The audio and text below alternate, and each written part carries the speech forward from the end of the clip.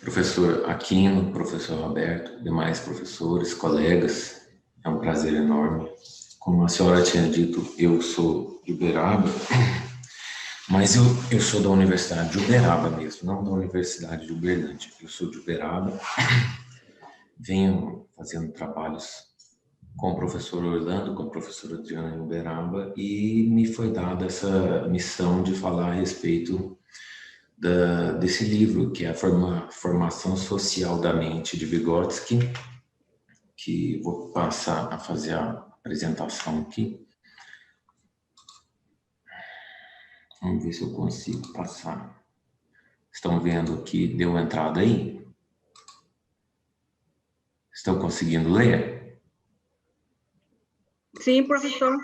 Bom, então, a formação da mente, o papel dos instrumentos e signos na formação das funções psicológicas superiores de Vygotsky, foi uma obra do Vygotsky que veio explicar como que as crianças desenvolvem as formas de pensamento mais elaboradas, como que as crianças passam de um pensamento bem simples para questões mais sofisticadas de pensamento a partir do mundo, a partir do intercâmbio, do arcabouço cultural, em que elas são depositadas quando em contato com as culturas, com as outras crianças, os outros adultos. Então, nesse sentido, eu tive a honra de poder falar a respeito dessa obra de Vygotsky, que é tão pertinente nesse momento, né? Antes de entrar no tema, eu queria dizer que todo o trabalho aqui apresentado vem sendo muito atual, vem sendo muito interessante para se desenvolver as teorias desse pensador Vygotsky. É um brilhante cientista, lógico. E nossa grande arma, na minha humilde opinião, é a educação, porque todas as questões aqui que nós estamos conversando, elas estão no campo também da política, do acesso que as pessoas têm. E a educação é a única coisa que muitas vezes sobra para a gente poder lutar em favor de conseguir a evolução que a gente precisa. Nós temos dados, nós temos estudos, todos aqui são professores, cientistas também, que elevam a condição de todos esses autores, como Vygotsky, ao nível que eles merecem, que é levar a evolução humana adiante, só que muitas vezes questões pandêmicas, questões de doenças, questões sociais, não se verifica tudo isso dentro de uma sala de aula e as pessoas acabam perdendo a chance de ter contato com tais teorias. Então, para mim é um grande prazer estar falando aqui desse cientista, ainda mais em contato com tamanhas celebridades na minha vida, que são os professores que estão aqui. Então, muito prazer. Primeiro, eu queria dizer que Vygotsky, ele desenvolveu essa tese de que o arcabouço cultural ele precede a aprendizagem. As pessoas são inseridas em seu meio, só que Vygotsky entende que tudo é um todo. A pessoa e o seu meio, a pessoa e a sua cultura são uma coisa só. Nessa introdução, nós vamos falar aqui sobre desenvolvimento da mente, das formas mais espontâneas para as formas mais complexas de pensamento e as ferramentas para se atingir essas maneiras complexas de pensamento e, consequentemente, o desenvolvimento da criança e o desenvolvimento humano. Nesse trabalho, vai ficar enfatizado como que a comunicação ela tem um papel de elevar a condição de pensamento aos níveis mais superiores. Vygotsky entendeu que para que o desenvolvimento se dê, ele é o resultado da interação entre 4 planos genéticos que compõem as etapas da evolução humana. Juntas, elas caracterizam um funcionamento psicológico do ser humano. Como vocês podem ver, o primeiro plano é a filogênese. Esse plano explica o desenvolvimento genético dos organismos por meio da adaptação progressiva das diversas espécies de animais e suas predisposições biológicas. O segundo plano é a ontogênese, que se refere à transformação e evolução do indivíduo da espécie desde a concepção até a morte, apresentando diversos níveis de maturidade biológica dos seres durante a vida.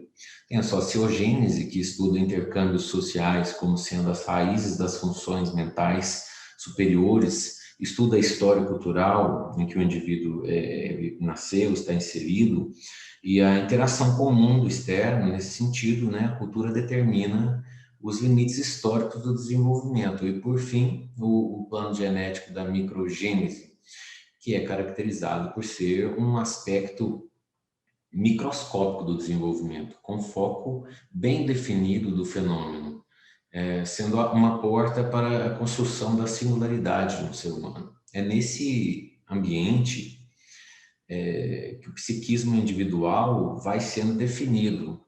E o psiquismo ele vai sendo definido a partir do cruzamento de fatores biológicos, fatores históricos, culturais, em que aquele indivíduo ele está inserido, fazendo com relação às suas relações, os profundos efeitos que essas relações culturais geram no desenvolvimento da pessoa e vai transformando esse ser realmente em ser humano. E como eu já havia dito, o Vygotsky ele entende que o homem e o ser eles são uma única coisa. Bom, nesse sentido, como que se dá essa relação? Essa relação do homem com os demais homens, da criança com as demais crianças e até mesmo com relação ao mundo e aos seus pensamentos, se dá a partir da mediação. Como se vê aí, existem signos e instrumentos que ajudam essas crianças na mediação com o meio externo. É nesse momento que a criança começa a ter contato com o meio externo, ela vai se transformando num ser histórico-social. Dessa maneira, tudo que se faz é em busca de funções. Essas funções psicológicas, elas vão se tornando superiores a cada vez mais que o ser humano começa a ter contato com a própria capacidade de despertar, de ter percepção da sua realidade, de ter consciência. Como vocês podem ver aqui, um primata, por exemplo, ele encontra uma ferramenta e ele trabalha com uma ferramenta. Muitas vezes um chimpanzé, ele utiliza uma ferramenta para inserir ali no cupim e se alimentar daquele cupim. Todavia, existe uma diferença. Muitas vezes fizeram pesquisa a respeito disso e descobriram que esses primatas, eles não reutilizam essas ferramentas. Eles não têm pensamentos superiores em relação às ferramentas. Eles utilizam a ferramenta praticamente de maneira instintiva e, posteriormente, eles não guardam aquela ferramenta para um uso posterior.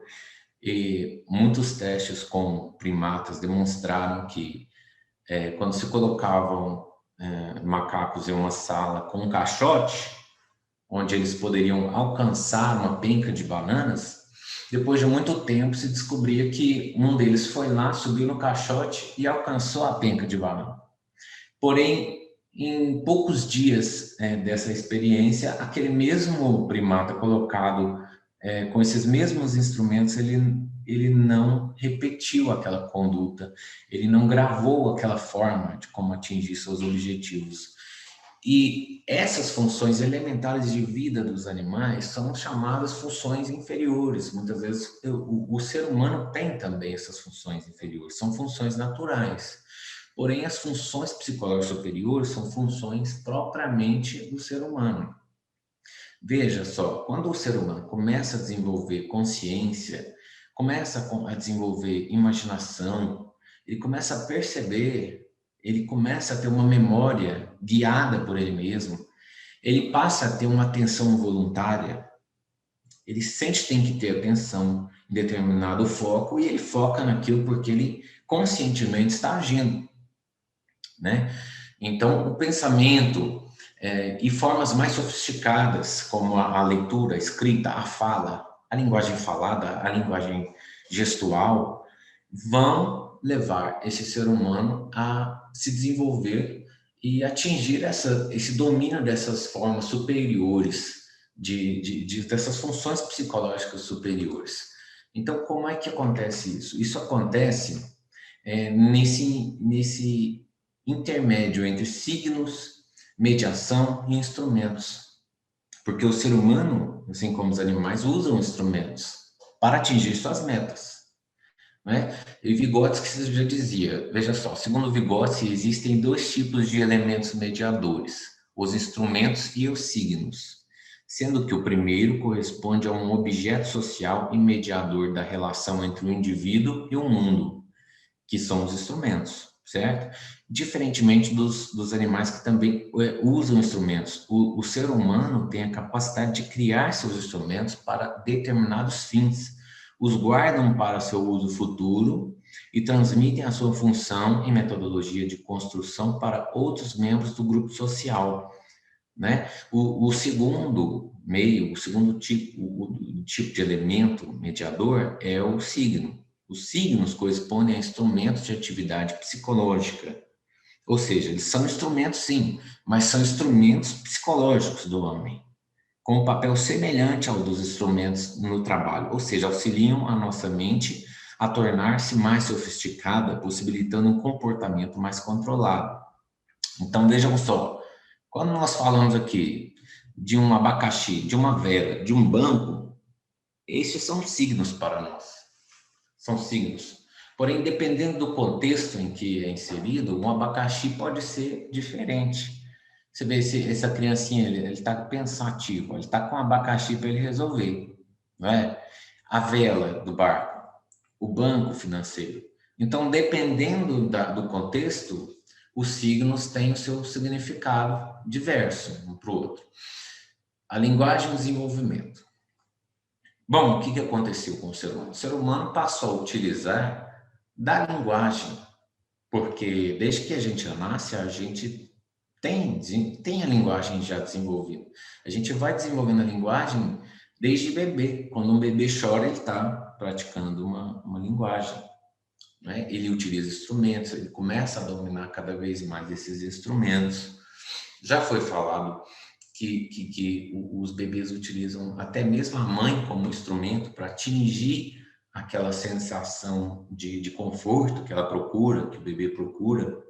Então, quando o bebê começa a ver as respostas dos seus estímulos, as respostas daquelas linguagens, sejam de barulho, sejam de gestos, de choro, todas essas respostas, o bebê começa a perceber, o bebê começa, com o tempo, a ter o domínio de que aquilo é algo consciente, ele começa a tomar consciência daquilo.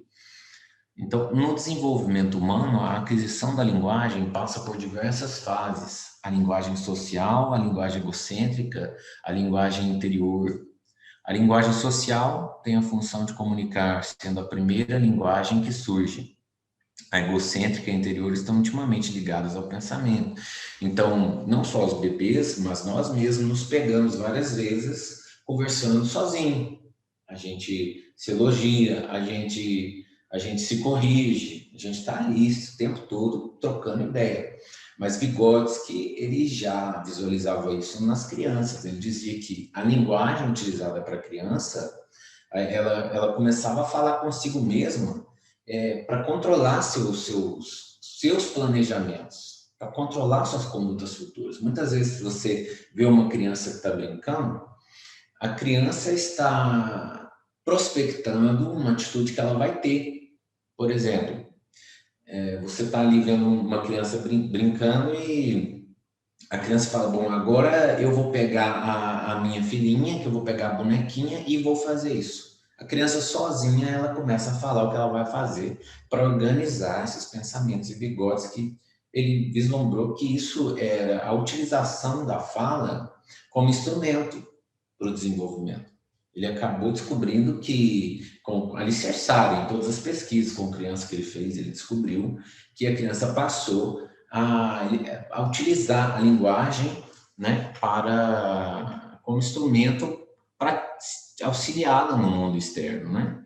Então, quando a criança ela usa a fala como instrumento, ela dá um grande salto no desenvolvimento. A fala, então, ela é um signo construído socialmente. Ou seja, quando eu falo uma palavra, eu falo cachorro, por exemplo, eu gero a imagem de um cachorro na mente de quem me ouviu. Isso é um signo. Dependendo do contexto, aquela palavra ela vai ter diversas interpretações. Então, por isso que se diz que a fala é um signo construído socialmente, uma representação simbólica, né, a partir da língua. A fala entendida como instrumento ou signo tem um papel fundamental de organizadora da atividade prática e das funções psicológicas humanas.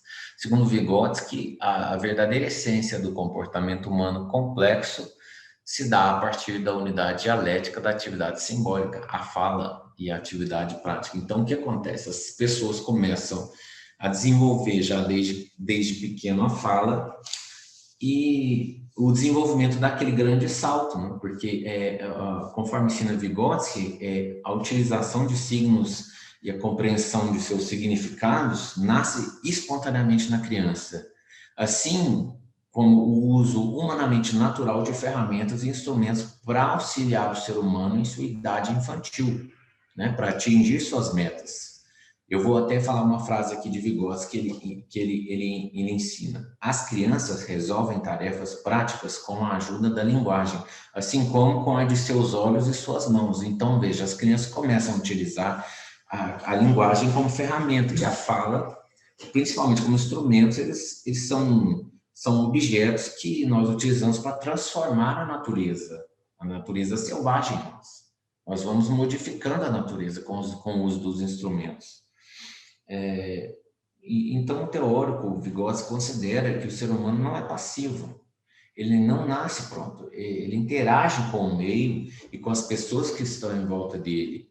Né? Na teoria de Vygotsky, ela defende que a capacidade de pensar, imaginar, criar e comunicar para além do instinto natural faz com que o homem alcance o desenvolvimento que atualmente nós estamos, se apresenta atualmente. Essas trocas, essas relações que o homem tem com o seu meio, essas experiências sociais, esses intercâmbios de pontos de vista é que vão dar a ele a busca, né, dos conhecimentos, a busca do desenvolvimento, a maturação psíquica dele.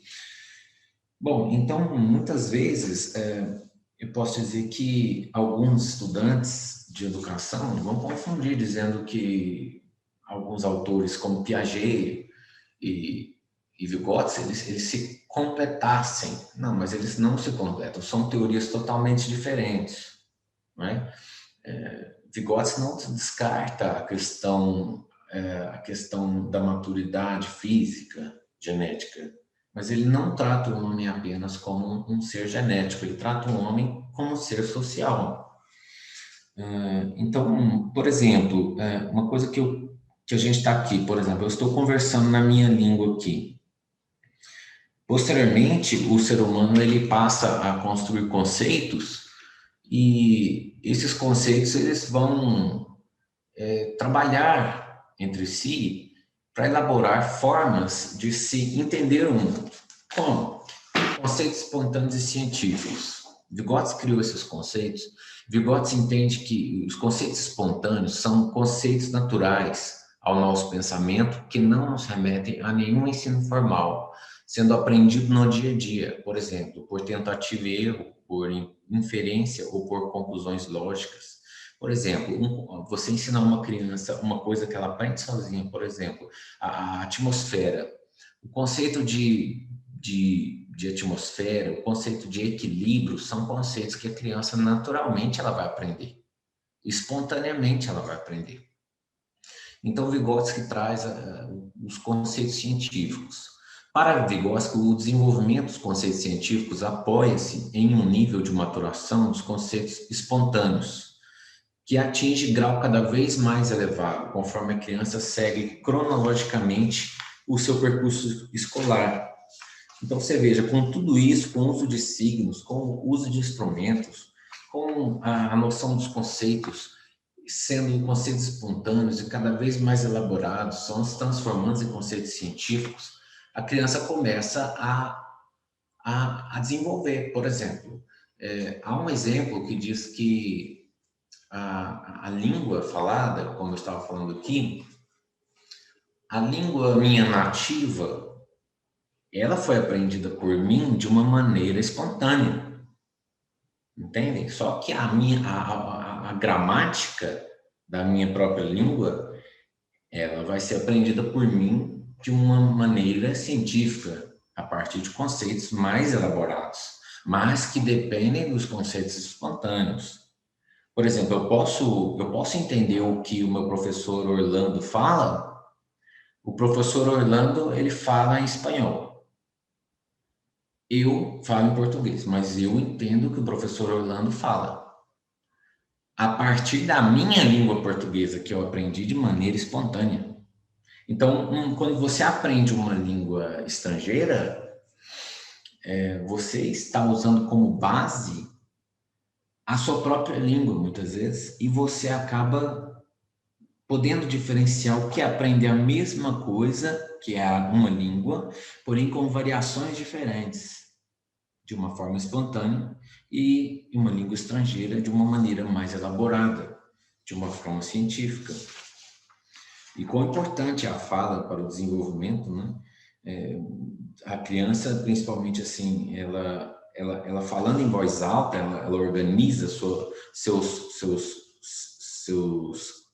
planos, ela concretiza seus conhecimentos, seus conceitos científicos, né? Conceito para Vygotsky é um ato real e complexo de pensamento que não pode ser ensinado por meio de treinamento, só podendo ser realizado quando o próprio desenvolvimento mental da criança já tiver atingido o nível necessário. Então, eu posso aqui, para facilitar o pensamento, apresentar que os conceitos espontâneos têm sua gênese empírica nas questões cotidianas e concretas vividas pelo sujeito. Por sua vez, os conceitos científicos envolvem uma atitude mediada do sujeito em relação ao seu objeto, atitude epistêmica, criando estruturas para o movimento ascendente dos conceitos espontâneos. O tipo novo e superior de pensamento, o pensamento em conceitos científicos, portanto, não se baseia em uma ligação fundamentalmente nova com o mundo dos objetos, mas em uma reconceitualização do conhecimento já existente. Entende? Então, porque os conceitos cognitivos estão coligados com os conceitos cotidianos e eles se conectam pelo experimento prático. Veja como o conceito científico ele possui um sistema de interrelações. Desde o início, eles têm relações de generalidade com suas características essenciais. Mereceram atenção especial também porque a aprendizagem escolar exerce papel importante na aquisição de conceitos científicos. Segundo Vygotsky, nas experiências cotidianas, a criança centra-se nos objetos e não tem consciência de seus conceitos, como demonstra Vygotsky. Diferentemente, ocorre nos conceitos aprendidos na escola, em colaboração com o adulto. Pois, nesse âmbito, a criança consegue resolver melhor problemas que envolvem o uso consciente do conceito.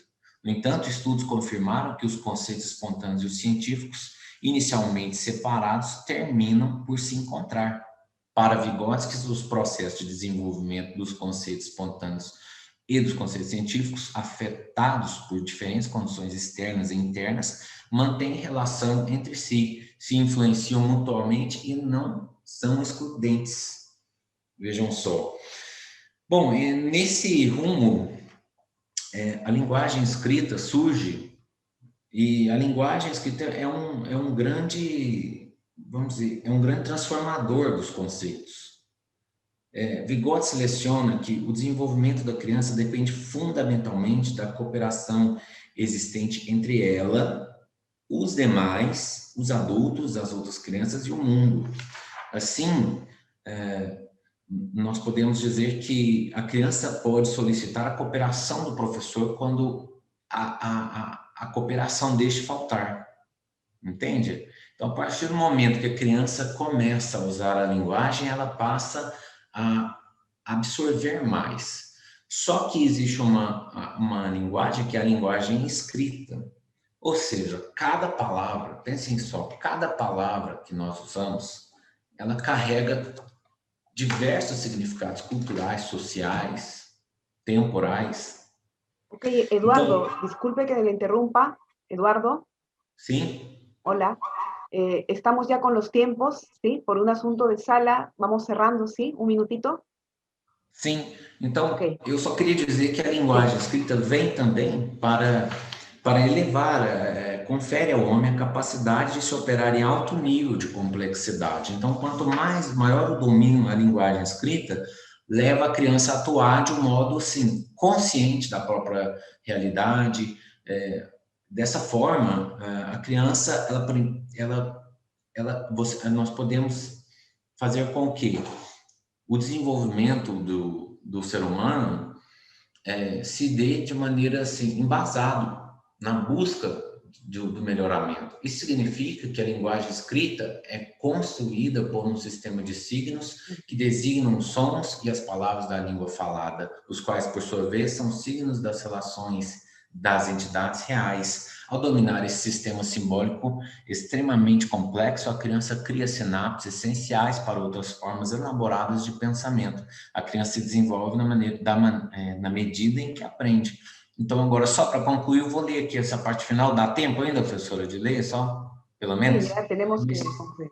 Neste trabalho, demonstrou-se a teoria da formação da mente desenvolvida por Vygotsky, a partir de um processo de maturação do organismo, né? Principalmente na tomada de consciência dos próprios pensamentos. Nesse sentido, nós nos tornamos humanos a partir das práticas coletivas com outros humanos e a partir de interações interpessoais. O domínio da linguagem possibilita à criança novas formas de comunicação e modifica seu modo de relacionar com seu meio interno e externo. Nesse sentido, conclui-se que a formação mental do ser humano é alicerçada por signos e instrumentos que auxiliam a mediação entre aquele e o seu meio. Naturalmente, o domínio da linguagem eleva os processos mais básicos e elementares de pensamento a formas superiores e reflexivas. Assim, quanto maior a interação e mediação da criança com seu contexto cultural e social, mais integrada é aquela a sua condição de ser social, mentalmente desenvolvido. Tá bom, professora? Só isso mesmo. Muito obrigado. Okay. Desculpe ter Eduardo, exagerado. le tengo que interrumpir ya, ¿sí? Estamos ya con el tiempo y le agradecemos muchísimo. Muchísimas gracias.